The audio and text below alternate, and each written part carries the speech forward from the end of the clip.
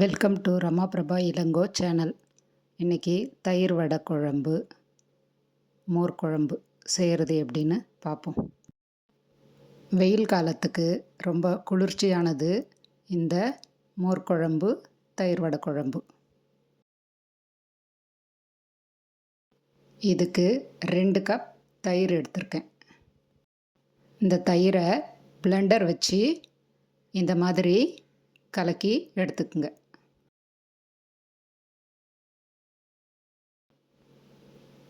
2 spoon பச்சரிசி, 2 spoon துவரம்பருப்பு கழுவி 20 நிமிஷம் ஊற வச்சு எடுத்துக்குங்க. கொஞ்சம் இஞ்சி, 2 பச்சை மிளகா, 1/4 ஸ்பூன் ஜீரகம் கூடவே எடுத்துக்குங்க. எல்லாத்தையும் ஒரு மிக்ஸி ஜாரில் போட்டு நைஸாக அரைச்சிக்குங்க.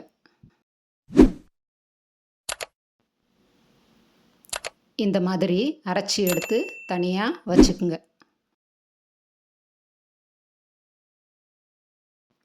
ஸ்டவ் ஆன் பண்ணி ஒரு பாத்திரத்தை வச்சு 3 டேபிள் ஸ்பூன் தேங்காய் எண்ணெய் ஊற்றுங்க.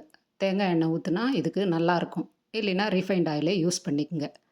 எண்ணெய் காஞ்சதும் கொஞ்சம் பெருங்காயத்தூள், கொஞ்சமாக கடுகு சேர்த்து பொரிய விடுங்க.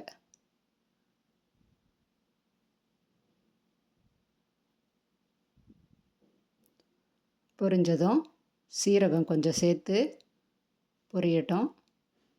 அதோட 2 காஞ்ச மிளகா போட்டுக்குங்க. செவந்ததும் 2 பச்சை மிளகா சேர்த்துக்குங்க. கொஞ்சம் கறிவேப்பிலை சேர்த்துக்குங்க.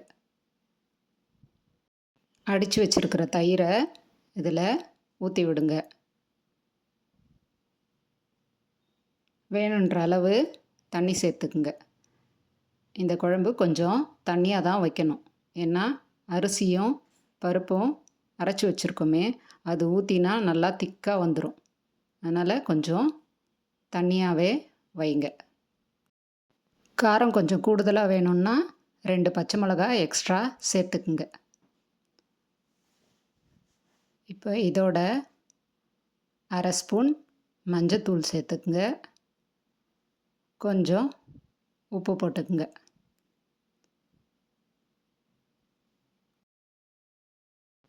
இது கொதி வந்ததும் ஒரு நிமிஷம் கொதிக்கணும்.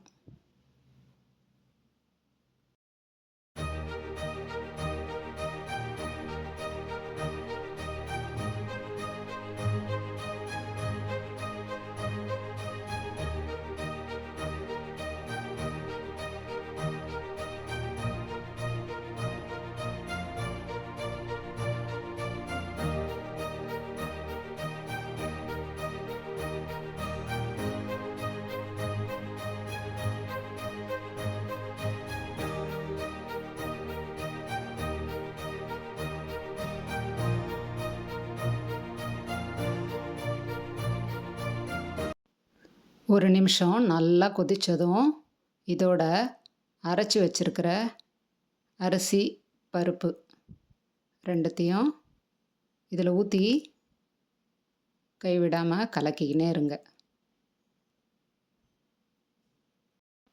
1/2 நிமிஷம் கலக்கிக்கினே இருங்க. இல்லைன்னா அடியில் பிடிச்சிரும், கட்டி கட்டியாக ஆகிடும்.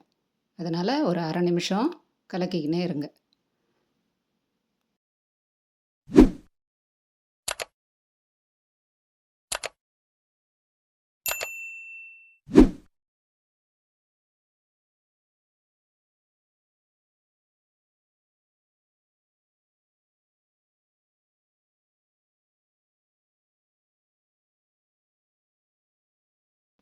ஒரு நிமிஷம் நல்லா கொதிக்கட்டும்.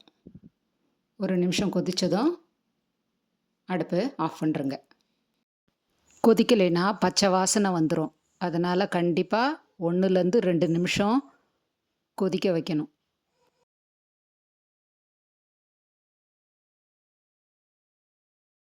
கொதிச்சிருச்சு, ஆஃப் பண்ணிடுறேன்.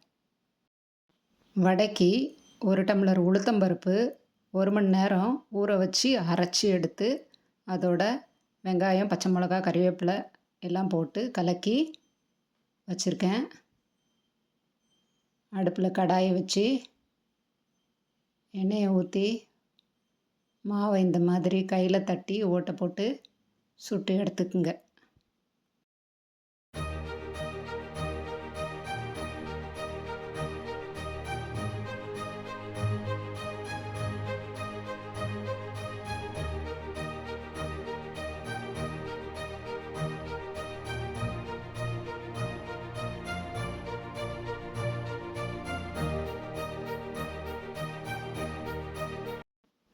குழம்பு பாதி ஆறினதும் செஞ்ச வடையை குழம்புல போட்டு ஒரு 10 நிமிஷம் மூடி வைங்க.